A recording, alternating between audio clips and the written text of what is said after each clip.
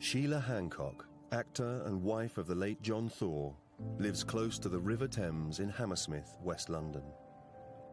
And ta-da! Sheila spends a lot of time with her daughters and grandchildren, You're right. but knows little about the past generations of her family. Now I'm getting older. I'm in my granny's position. I'm granny. And I'm me, and I've got all sorts of things happening in my mind and my life, and I've been through all sorts of things, and so had my grannies. And there are questions that if they were here now, I would like to have asked them. Now, here's a picture. Further back, she'd like to identify a mysterious woman in a portrait handed down through the family. Who is that? Don't know. I know nothing apart from the fact that she was called Madame Zorhosts, and she's a relative. It looks like you from the nose down, but the eye... I can see that funny chin. Can you? Yeah. Sticky outy chin and funny nose. I'd love to find out about her, but whether... I mean, just a picture and a name is not much of a clue, is it? Really? I don't know my history. Now that I've begun to think about it, I don't like having this dead part of my life that I know nothing about. I'd like to fill in that background, for good or bad. I'd like to have a bit of body to my life.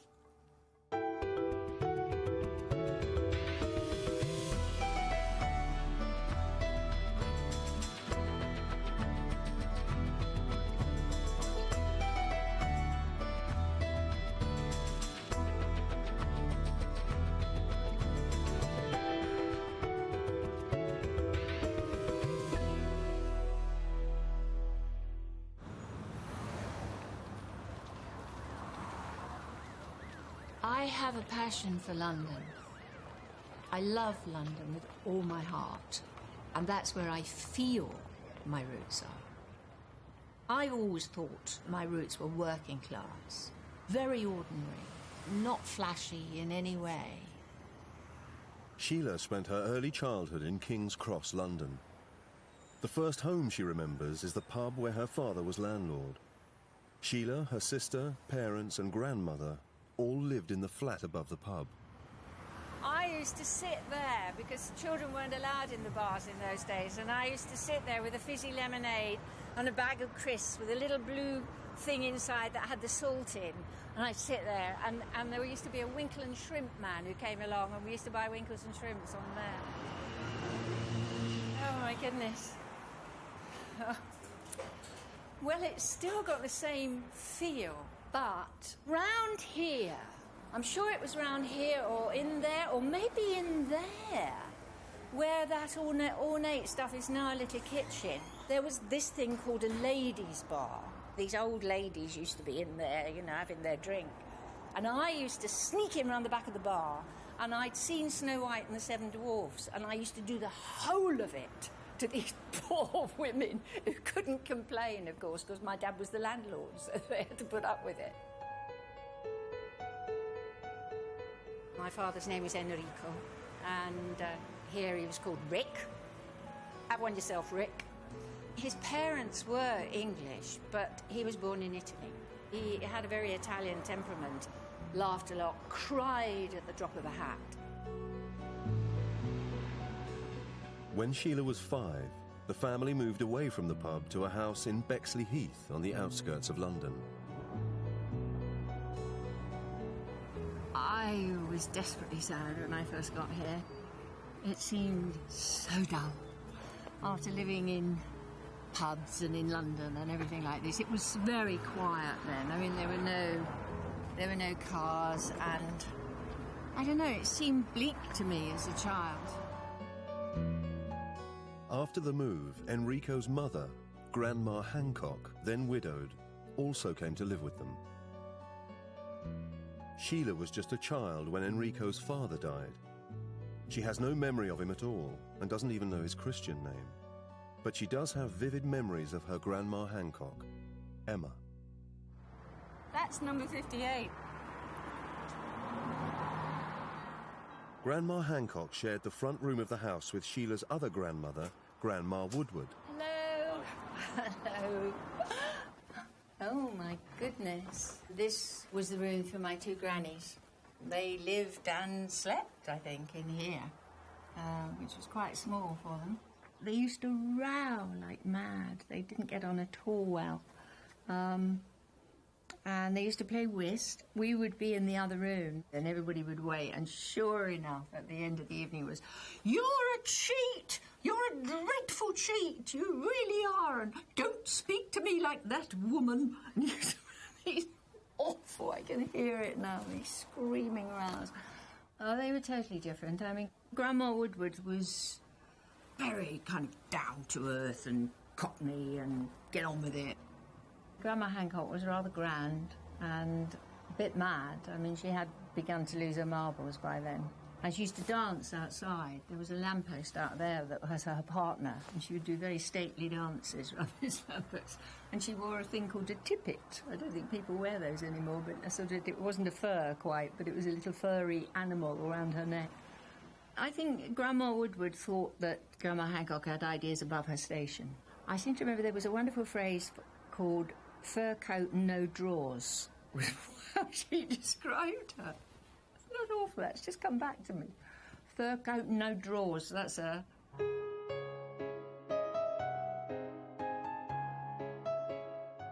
Sheila doesn't know anything about her Grandma Hancock's background, whether her airs and graces were real or assumed. To try and find out, she's going to get Grandma Hancock's marriage certificate. This will give Emma's father's occupation. It will also reveal her grandfather Hancock's Christian name. Right, here we go. George Thomas? How weird. I didn't know his name was. They're very good names. Here she is. Emma Easter Croft. Her father was Benjamin Croft, who was a superintendent.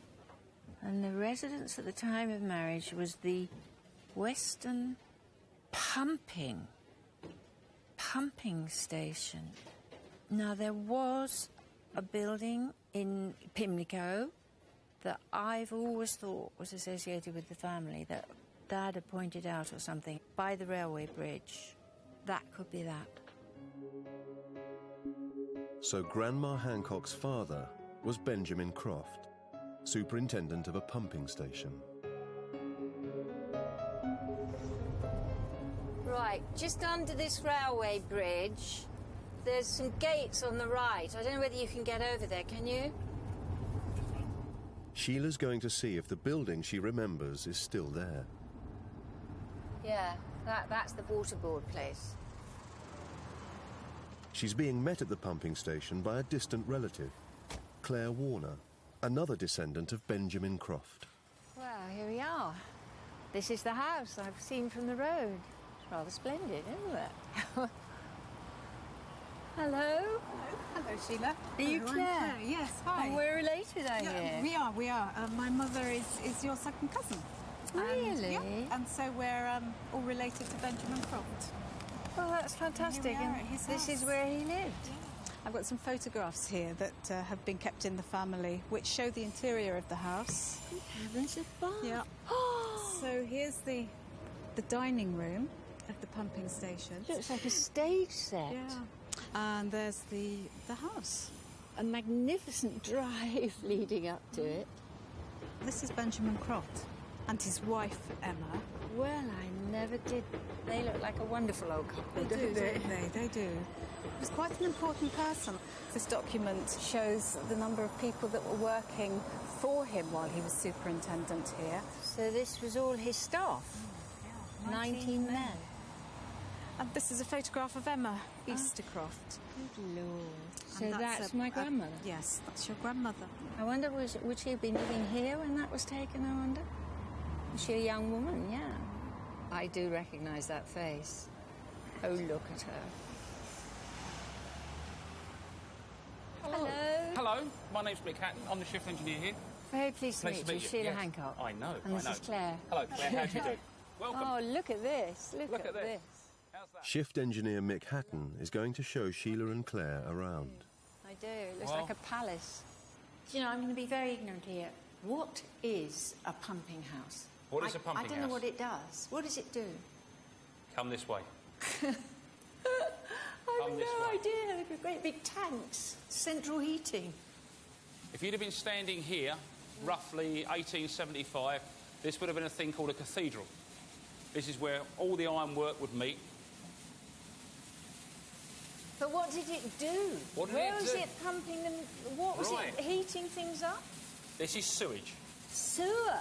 Yep, sewer. This is a sewage pumping station. So he worked in a sewage factory. No, he works in a sewage pumping station. The pumping station was built in 1873 as part of London's modern sewer system. The catalyst for the new system was the Great Stink, when the stench from the River Thames became so bad that members of Parliament demanded action. In a remarkable feat of engineering, Joseph Bazalgette built 83 miles of sewers to prevent raw sewage from running into the Thames.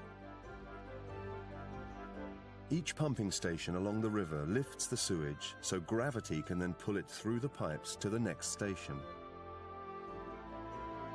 Built to look like palaces, the pumping stations show the Victorian sense of civic pride. As superintendent of the Western pumping station, Benjamin Croft was a senior engineer and a respectable member of the Victorian middle class. It's genius, isn't it? We should be so grateful to the Victorians for having dreamt this up. It really doesn't smell at all in here. But would it have done in my great-grandfather's day? In your great-grandfather's day, where I'm going to take you now, would have been raw sewage. Be careful as you go down. Right. It's a Cool, long now one. it is, I can smell You now. can smell now. Over 100 years ago, this would have been a wet well. The men would have had to come down here, clean the pumps where they've got ragged up, Good Lord. cleaned off dead bodies. Oh, why dead bodies? Well, it's amazing what you get put in sewers. Good heavens. But my great-granddad probably didn't have anything to do with that, did he? No, Because he was no, the superintendent. Your great-granddad would have told the people what to do, Quite right, so would I. you know. Well, I have to say I'm quite surprised and intrigued about Grandma Hancock's background. I mean, Benjamin Croft, her father, was obviously a considerable man. I mean, to be the superintendent of this extraordinary place.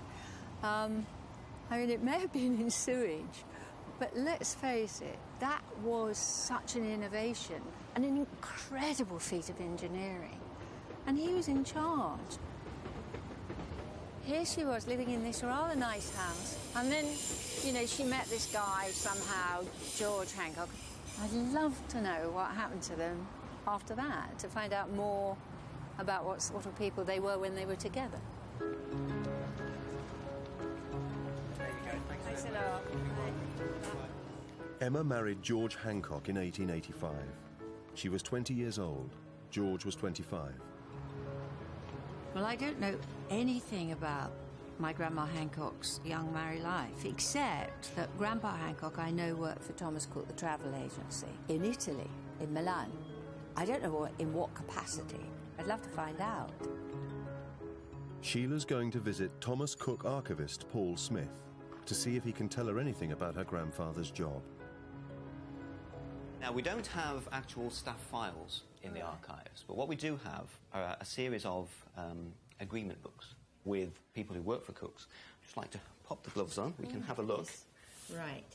So look for the index. Oh, look at all this beautiful writing. What we do. Hancock agent, Milan. Right. That sounds promising. It does, doesn't it? 249. 249. Okay. Can I do it? Yes, please do. Okay. Here we go. Straight. That was weird. And there he is. Well. George Thomas Hancock, agent in Milan. So an agent would have been what? Well, an agent in this context would essentially be the equivalent of a branch manager. Would this have been a coveted job? Yes. I mean, if you wanted to work in travel, Thomas Cook was the company to work for. Really? When Thomas Cook founded his firm in 1841, his aim was to bring the opportunity of travel to a wider public. His son, John Mason Cook, developed the company further, opening up more adventurous, sophisticated tours abroad. By the time Sheila's grandfather was promoted to the role of agent, Managing both the Milan office and exclusive tours, Thomas Cook had an ultra-respectable profile. I mean, if he was in Milan in the mid-1890s, as our man in Milan, that was the period where tourism to the Italian lakes really sort of was expanded and took off. So, I mean, Milan was the base for all of these tours. George would have been right at the heart of all of this development. I mean, have you any idea what type of man they would have employed in this position? I mean, obviously somebody who was a good salesman. Yep. Well, honesty, integrity. Honesty, yeah. I mean, somebody must have seen potential in him to send him to Milan.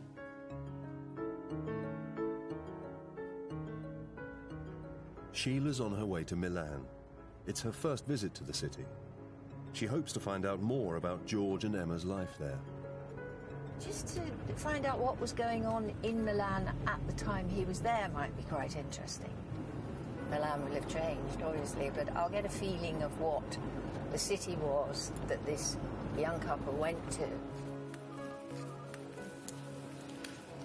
I travel under two names. You'll see it's in Thor, but Yes, the ticket is probably booked in Hancock. Hancock. It's quite forward, so it's nice.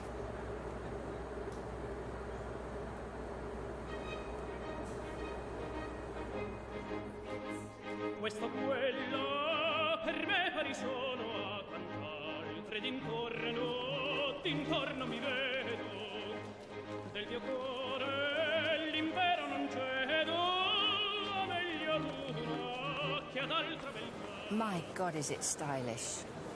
The people are so incredibly fashionably dressed.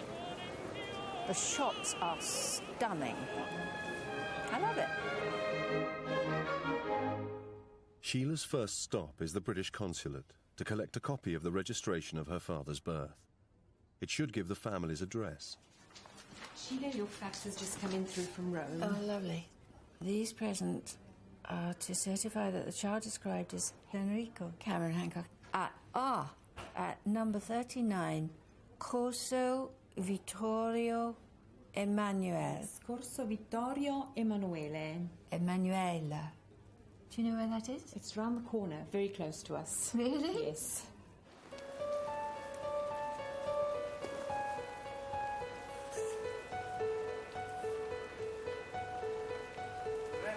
Hello, I'll have one. Buongiorno signora. Buongiorno. Thank you. There we are. Way, lovely. Grazie. Thank you. There we are. Corso Vittorio Emanuele, or however you pronounce it. And this is the road where my dad was born. A lot of it's obviously been destroyed during the war and rebuilt, but there's the Duomo at the end of the road. What a fabulous view. And with all the original buildings, it must have been even more beautiful. Lovely. Next stop is the Grand Hotel du Milan, where Sheila is meeting an expert on the history of Thomas Cook to find out more about her grandfather George's job as a Thomas Cook agent. Sheila. Hello. I'm Piers Brendan. Oh, I'm pleased to meet you. Very, very nice to meet you, and particularly here, where your grandfather would have come to meet very important people to take them round Milan. Really? When you say very important people, who do you mean? Anyone from royalty downwards. And what did you do? Take them on a sort of guided Take tour? them, yes. Here I have it. Cook's Tourist's Handbook of Northern Italy, and here are the principal attractions. That's lovely. Brazen Library, the Cathedral, of course, and La Scala. Oh, I'm a guidebook fanatic. This is beautiful, and that dates from the time of my absolutely dates from that time. By the 1890s, the Shah of Persia, the Viceroy of India, and many other distinguished people were travelling with Cooks. The tourist trail has changed little since then. Listen to the guy singing. Yes.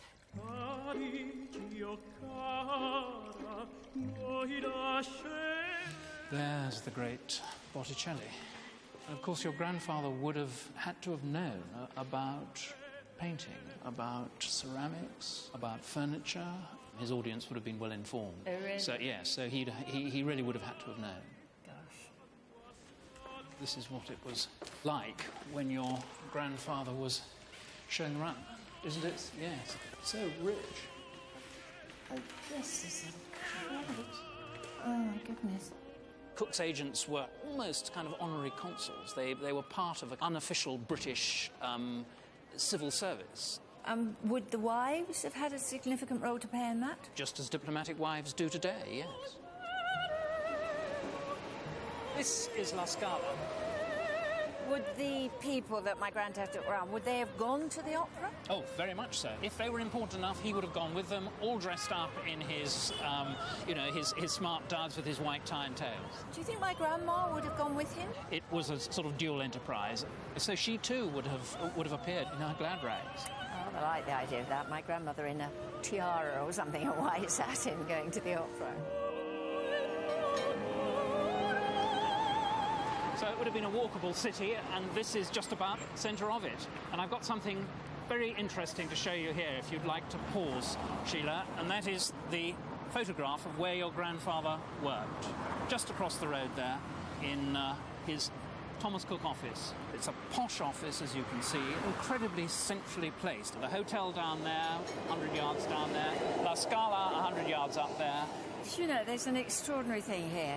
We went for a meal to a cafe last night down that road, and we walked past that shop, as it is now, and in the window was a little furry thing, and I said, that's a tippet, like my grandma used to wear, because she used to wear this kind of moth-eaten furry tippet when she lived with us in Bexley Heath, in that very shop.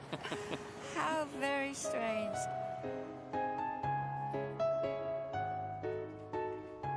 I am surprised at the life that they had. It was glamorous. It was in the midst of a beautiful place, a very cultured place. My grandmother must have mixed with all sorts of people from royalty downwards. So the airs and graces weren't so assumed as we all, bless her, thought they were. The mystery for me now is, why did my grandmother end up in one room with my granny in Bexley Heath?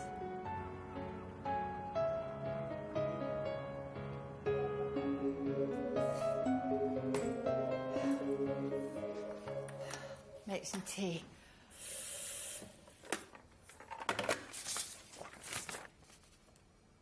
Yeah, this is from Thomas Cook. Dear Sheila, please find enclosed an extract from Thomas Cook's Staff magazine of April 1927, featuring the retirement announcement of Mr. G.T. Hancock.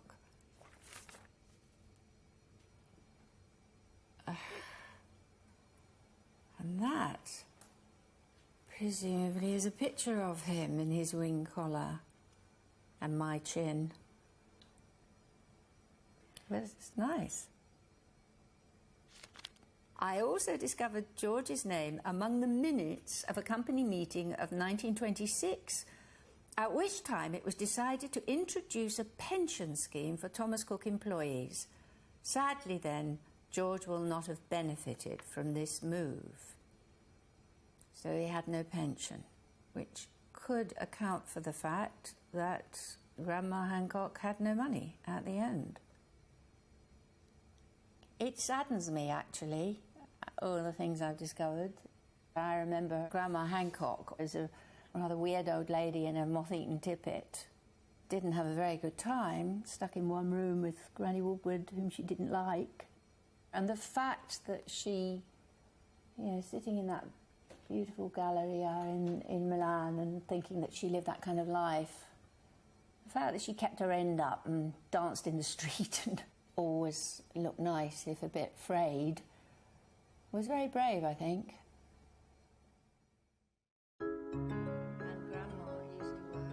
Sheila's gathered the family for an update on what she's found out so far. And here we have a photo. Handsome fella. He has got an enormous chin. What's that like? Grandma Hancock's father was superintendent of a sewage pumping station. Lovely. So, and to begin with, I thought, oh dear, sewage. But no, seriously. Next, though, I've got this wretched picture which obsesses me. I mean, look at that face. You know, we looked at it before. So no news of her yet? Haven't discovered her yet, and that's going to be really difficult because all we've got is a name and a photo. Sheila knows that the mysterious portrait is associated with the other side of her family. Her mother's family, the Woodwards. The Woodwards came from the Greenwich area of southeast London. The more I look at this picture, the more extraordinary it is. There's sort of humour there, and it's wonderful. I'm getting to like it. I found it amongst my mother's belongings after she died. I was the one that had it framed, and it was a distant relation who told me she thought it was somebody called Madame Zurhost. And that's about it, I'm afraid. Sheila will start her hunt for Madame Zorhost by looking into the background of Grandma Woodward, Louisa, to see if she can find any mention of the Zorhost name. First stop, Greenwich Town Hall to get Grandma Woodward's marriage certificate. I remember Grandma Woodward as a granny, that's all, you know, who lived in the same room as my other grandma, Grandma Hancock. She was very down-to-earth, had a Cockney accent, very solid little woman. Worked all the time. I just remember her working, washing, ironing. But I don't know anything about her early life before she came to live with us. Hello. Is that it? There it is. Thank you very much indeed. So here we have, on the 26th of December, 1887, the marriage of Alfred Walter Woodward and Louisa Elizabeth Allen. He was cutler. She has no profession, which seems highly unlikely. I'm sure that my Grandma Woodward, whom this is, would have worked in some way. Right, well, having got this, I imagine that one can look up the census. So let's see if we can find him. Here we are. Alfred W. Woodward, head of the family, cutler, that's right. So this is his wife, Louisa Elizabeth, dressmaker. I knew she'd be working. Violet H., daughter. Is that their daughter? Yes. Well, who's she? I don't know anything about her. And there's no mention of my mother, who was called Ivy. But there's somebody called Violet. Can we look on?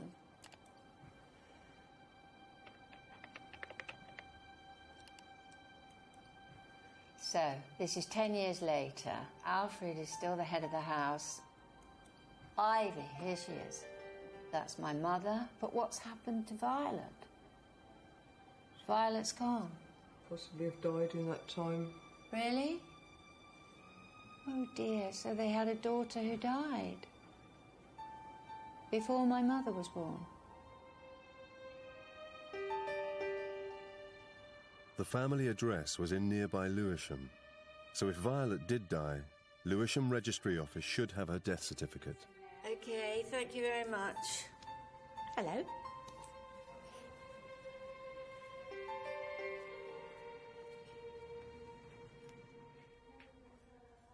Violet Hetty Woodward, female, 17 months. Oh my God, whooping cough, pneumonia, convulsions. Oh. This is another baby. Oh, I can't bear it. Daisy Octavia Woodward died at 1 month. Twin of Violet.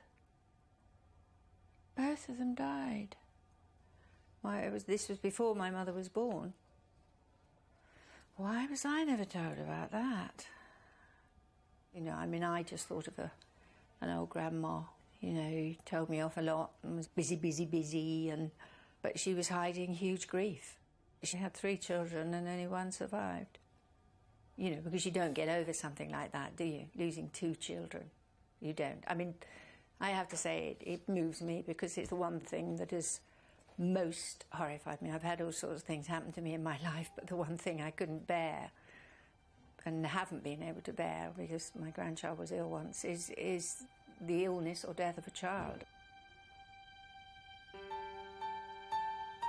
Isn't that sad? Isn't that sad?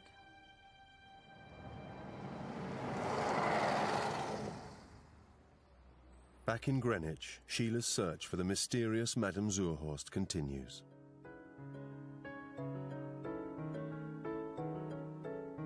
Grandma Woodward's marriage certificate gave her father's name as James Allen. Now Sheila wants to get his marriage certificate to find out his wife's name. Okay, Grandma Woodward's father was called James Joseph Allen, and the wife was called, oh, good heavens, Louisa Octavia Zurhost. There she is. There she is. The funny lady in the picture. So Grandma Woodward's mother was called Louisa Zorhost. Now, hold on a minute. I'm having a moment of doubt here. It's just occurred to me that Louisa Octavia Zurhost, who married my great-grandfather, wouldn't have been called Madam at that stage. She would have become Madam Allen, or Mrs. Allen. But her father's wife, would have been Madame Zurhost. And her father was, oh, good heavens, there's 4 names here. Hamnet, Pinky, is it Pinky? Yes, Pinky Octavius Zurhost. So this splendidly named Hamnet Zurhost would have had a wife called Madame Zurhost. To find out Hamlet's wife's name, Sheila's checking the census. Gosh, there's a lot of Zorhosts. So here we have his Hamnet, can't forget his name. His wife was called Louisa. I think this is Louisa in the picture. Sheila now believes that her great-great-grandmother, Hamlet's wife, Louisa, is the Madame Zurhost in the picture. Can the census tell Sheila anything about her life as Hamlet's wife? Hamnet, he's an iron trimmer in ironworks. That sounds like manual labour. 1891 now, retired. Hold on, there's a lot of dittos here. They are living with a lot of other people by the looks of things. Pens, almshouses, some sort of charity.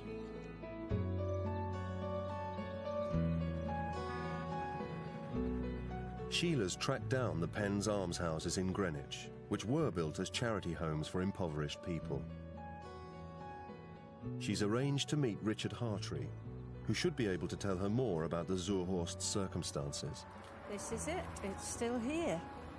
Hello, I'm Sheila Hancock. Richard Hartree. Hello, pleased to meet you. Now, they tell me that you can tell me something about these almshouses. Yes, I can, I think. I am related to the Penn family. His father was my triple-great-grandfather. So, they had quite an important business in Greenwich. These are lovely. Okay. Well, they were set up by his widow for people who worked for the firm. Now, my great-great-grandfather lived here at the end of his life. And can we sit down here? Sure. I've got some census forms here. We have him as an iron trimmer. He'd have worked in John Penn's factory, which is just a few hundred yards down the road. But what exactly did the factory do? Well, they were a major manufacturer of steam engines for boats. So in order to stay here, you'd have had to work in this bloke's factory. And not be able to live without coming here. Really have to be absolutely without anything. You have to be pretty hard. Destitute. Yes. Now let me show you this portrait. Oh, wow. Now, I've been trying to trace... It might be this guy's wife. I think it's this guy's wife. Very striking eyebrows, hasn't she? Isn't it? Oh, God, have a look. No, it's not. I mean, it's not remotely like me.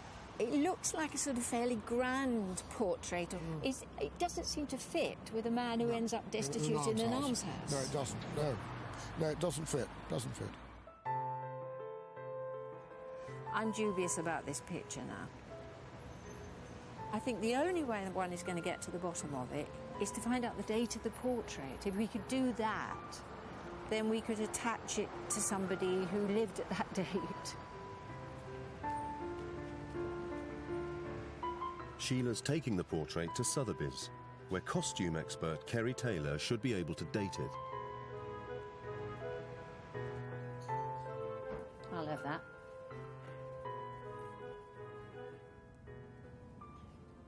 Extraordinary. She's quite a confection, isn't she? She's got very distinctive clothing.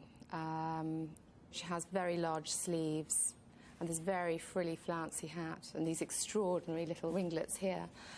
And I would say that this is a portrait painted between 1830 and 1835 because before that and after that, you have a much more severe look. She looks as though she's holding something, might be a book. She's showing that she's a clever woman. Really? Make a guess at how old do you think she was when that picture was taken? She's got quite sunken eyes. Yes. She looks as though she's got sort of bags under her eyes, even wrinkles. Yes. Well, I know that syndrome. Can you see? I mean, she's got very dark hair, which suggests that she's maybe... Dyed it. Dyed it. She could be sort of 40 or 50. OK. She looks to me as though she's a rich merchant's wife, something. Really? She looks like a lady who's saying, you know, here I am in my finery. This is someone of wealth. Kerry dated the picture between 1830 and 1835. Hamnet was born in 1817, so he would only have been in his teens when the portrait was painted. Therefore, the portrait is unlikely to be of his wife, Louisa. It must be of his mother. Hamlet's marriage certificate gives his father as Frederick Zorhost, but his mother isn't recorded. To find her name, Sheila can look for a record of Hamlet's birth.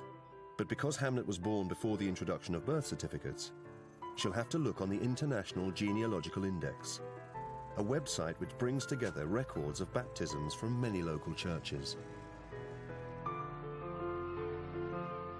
Back in Hammersmith, Sheila's asked her daughter Joanna to help search for Hamlet's mother's name. You do it. No, you do it. Come on, you're in front of him. No, you're better at it than me. Go on, do it. Zorhost, shall I get a dictator? H-A-M-N-E-T-T. N-E-T-T. No matches. No, we haven't got it.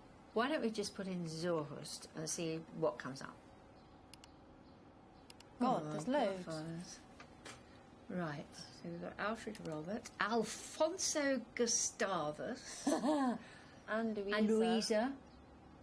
That's a use. And Louisa is the family name that... Let's have a look at her. Right, here we are. Father... Frederick William. So, Louisa is the sister of Hamlet. Yes. And Judith is the mother's name, then. That's what we're looking for. That's who we're looking for. That's the woman in the portrait. So Sheila's finally identified the mysterious woman in the portrait. She's her great-great-great-grandmother, Anne Judith Zurhost. Can the website tell them any more? This bloke, Alfonso Gustavius, as they seem to go into pretty odd names. Shall we have a look at him? There you are. He's a brother. Darling, if you have another baby, we've got a lovely selection of names for them, haven't we? So. Alfonso, did you like that? Alfonso Harvey. Gustavus. Augustus Derby, he might be worth a look. Yep. Frederick William, there we go. Augustus. Can't get over these names. Edmund Hooper. And Judith, mother. There's a good one, surely. Octavia Augusta.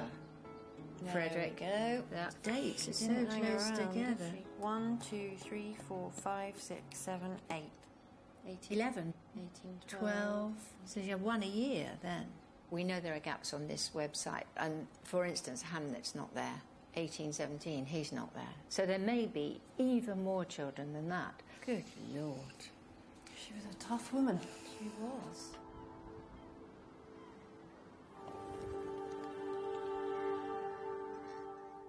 Altogether, she's even more intriguing than I thought she was before. I know that her name is Anne Judith, which is quite a discovery. I know that she had lots of children. All have rather strange names. We know from Kerry at Sotheby's that she was a sort of nouveau riche lady, this flamboyance of the outfit, of the curls and everything. We know that here she is holding a book as though to display the fact that she reads books. She's well read. So we know little things about her character. And Kerry's guess was that she might be a rich merchant's wife. Is it possible that there are some sort of records or whatever that her husband, Frederick, might appear in? I mean, you know, and by finding out about her husband, we might find out a bit more about her. If Frederick was a merchant, his name would appear in trade directories found at the London Metropolitan Archive. Archivist Matthew Payne has been doing some research. Exciting. WXYZ. And there he is. Zurhost. Or is that F and S? That is an S. F-looking letter is an S, yes. Ship agent. Good Lord. The lady that looked... The costume of the lady that I'm in search of reckoned that she was probably a merchant's wife, and it sounds as if she wasn't far off She wasn't far off the mark. That's brilliant. Is there any more? 1805. Yeah, here we are. Zorhost and Van Mark. So he's gone into partnership with somebody. Yep, looks like it. Any more? The next is from 1814. OK, let's see if he's still at it. Zorhost.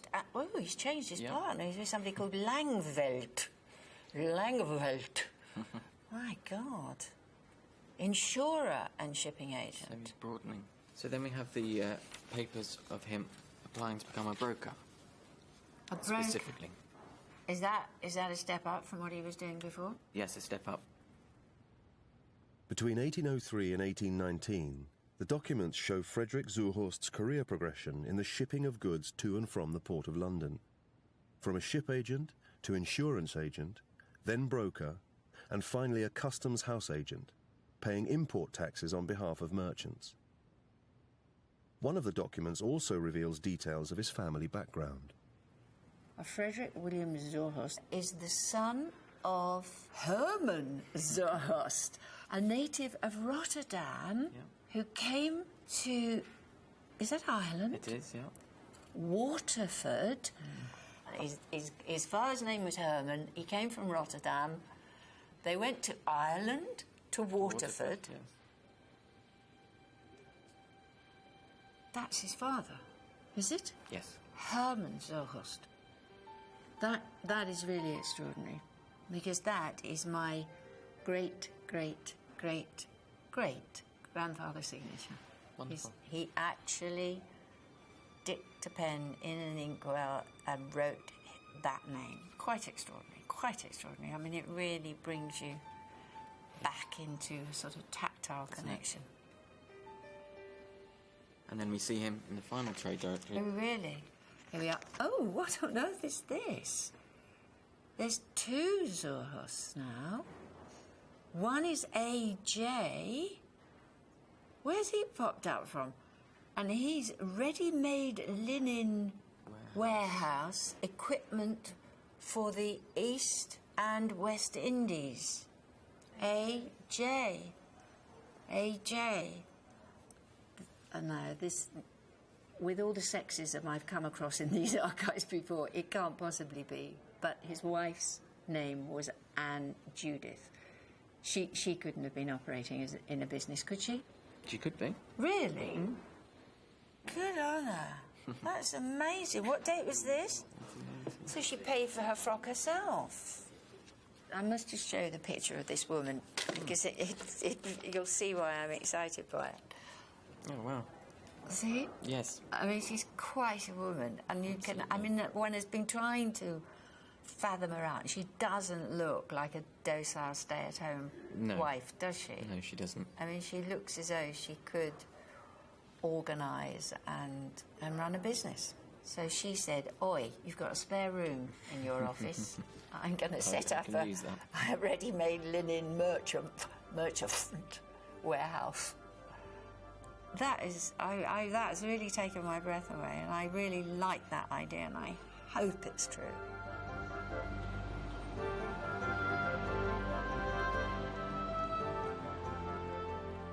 So Frederick and Anne Judith Zurhost lived and worked in the City of London in the early 1800s. At that time, London had the world's largest port. Life revolved around the river. The Thames was packed with goods coming in and going out to the expanding British Empire. In the city, commerce was king. While other European centres like Paris and Amsterdam had suffered war and revolution, London had been relatively peaceful. And that peace allowed business to thrive. Foreign merchants and bankers had fled to London, bringing their money and know-how with them. The society Frederick Zurhost was part of was buzzing with creative entrepreneurs. Sheila's come to the city to meet historian Helen Clifford, who can tell her more about Frederick and Anne Judith's world. This is the Rhinebeck panorama. It shows London as it was in 1809.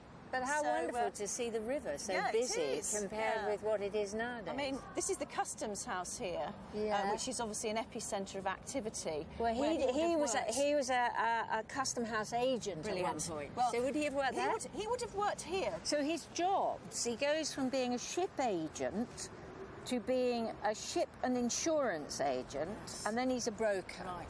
He would have been responsible for dealing directly with merchants as a middleman. He would have overseen all the goods being loaded onto a ship, finding a good ship, finding a good captain, a reliable one, that was going to the right place at the right time.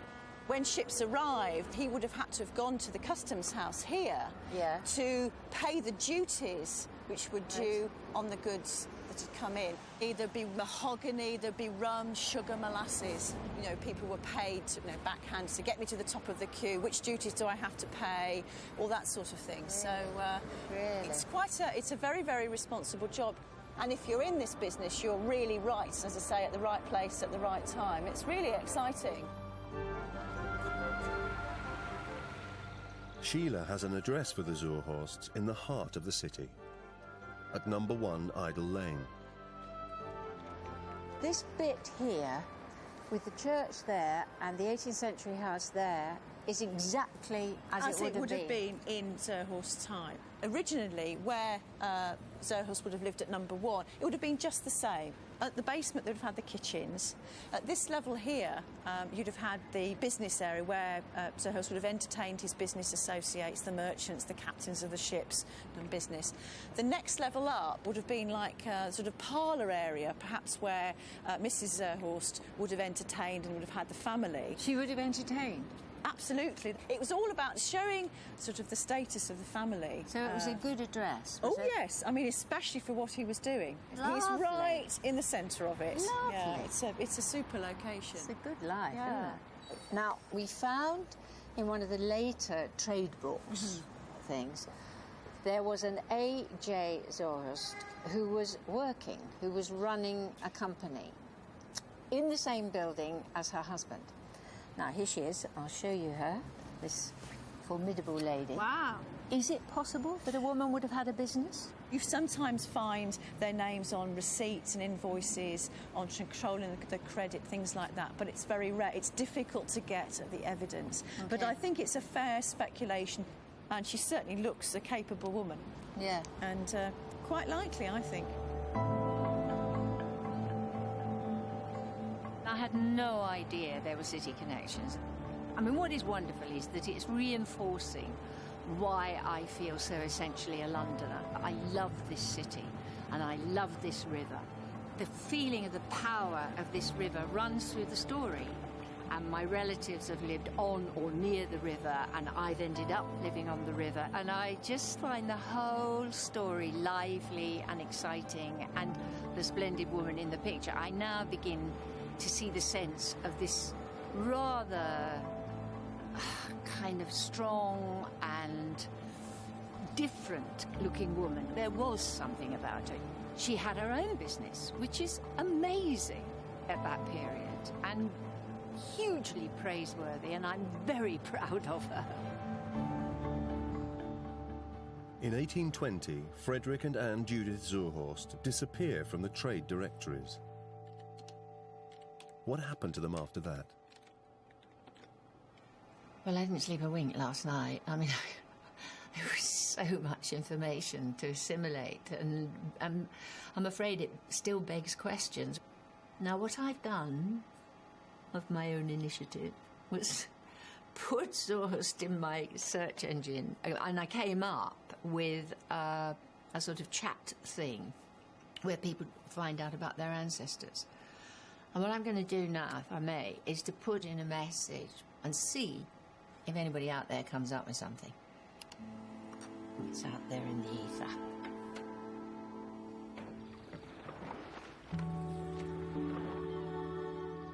The next day, Sheila receives a response to her message. You have email.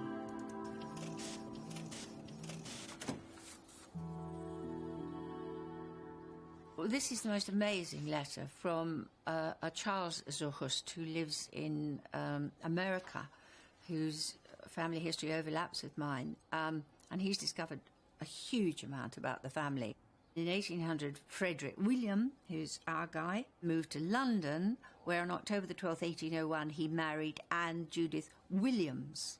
So we now know her maiden name. It was Williams. And on July the 8th, 1822, they had a son whom they called Charles Frederick Zurhost. We'd not met him before. Goodness knows, she must have been constantly pregnant, judging by this. Then, interestingly, they moved to Guernsey. So heaven knows what they were doing in Guernsey. The email didn't give any details of Anne Judith and her family's life in Guernsey. So Sheila's come here to St. Peter Port to check the local records and see if she can find out more. Librarian Amanda Bennett has been doing some research for her. We did actually find the Zurhosts on the 1841 census, and here they are here, and there's 1, 2, 3, 4, 5 of them living in St. Peter Port. At the top we have Anne Zurhost. Interestingly, she's listed first in the household, which is normally the place reserved for the head of household. Why would that be, then? I have no idea. It's quite interesting because I've not seen it done on a census like this before. I guess she was just pushy when the censor came round. She's 59 years old, and this is IND, which stands for independent, so she had an independent income. Underneath is Agnes Zurhost, who presumably is a daughter. We keep turning up children. Right. I mean, I have no idea how many she had in the end. Eliza underneath is 18, and underneath here is Charles, who was 60.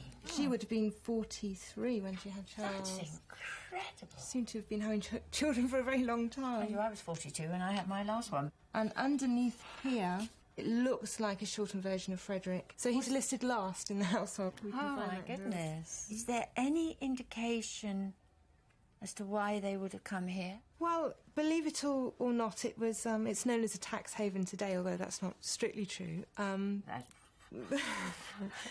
1841, it was a tax haven. You're joking, really? Yes. In the 1841 census, you find a lot of English names, people who were born in London, from the mercantile areas. So they would have all talked amongst themselves in London and said, that's a good place to go when you pack it in. I'm sure they had a little community in Guernsey as well.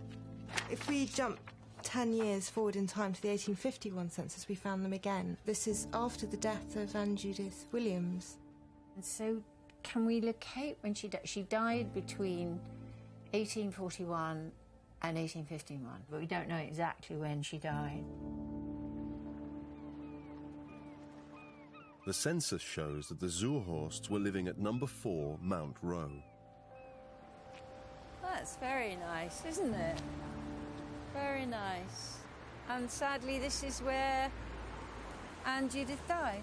It is where she died, and I have actually found her burial record. Really? And I've got it with me here.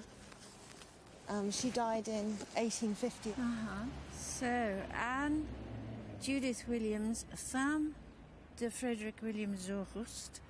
So it's in French. Wife of Frederick William Zorhost of de Montereau.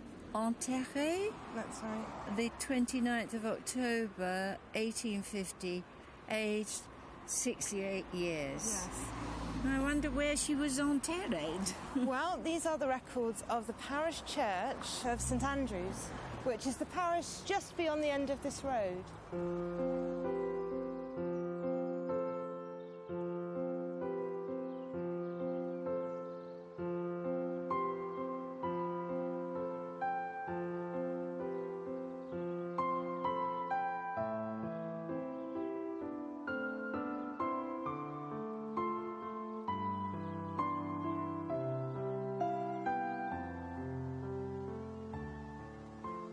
Sacred to the memory of Anne Judith Zorhost. Aged 68 years. Also Frederick William Zorhost. In the 80th year of his age. So he lived a long time after she died. And there she is. I'm snivelling. Gosh, it's been a long journey. But it's a lovely, lovely, quiet place to be. I do actually feel as though I know her now. I have the feeling she was extraordinary. She was as extraordinary as the portrait led us to believe. I feel she enjoyed life. I feel she lived life to the full. Those sort of lively eyes, as though she was greedy for life.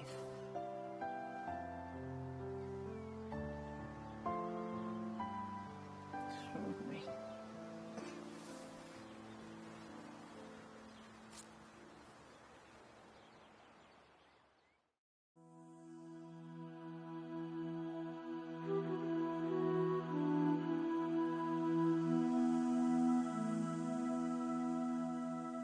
I've been surprised all the way along.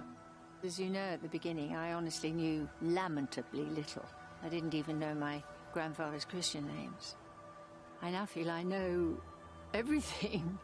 My mind is peopled with ancestors, but I filled in a picture of these people that is so vivid. When I was sort of trying to get little bits of evidence to start the research, I did feel a terrible empty space behind. I realised that I was on not very firm ground. It was, the here and now is fine, but where did I come from? And I think I do. I mean, it's early days to say that, but I do feel a bit more, not confident, but I feel I've got firmer foundations now. That I know that all these things have fed into me and my children and my grandchildren. There's a wonderful sense of history there. And it's a good feeling, I think. So much about modern life is kind of unstable and shifting that it's quite nice to know that there was something building up to this moment when you're here.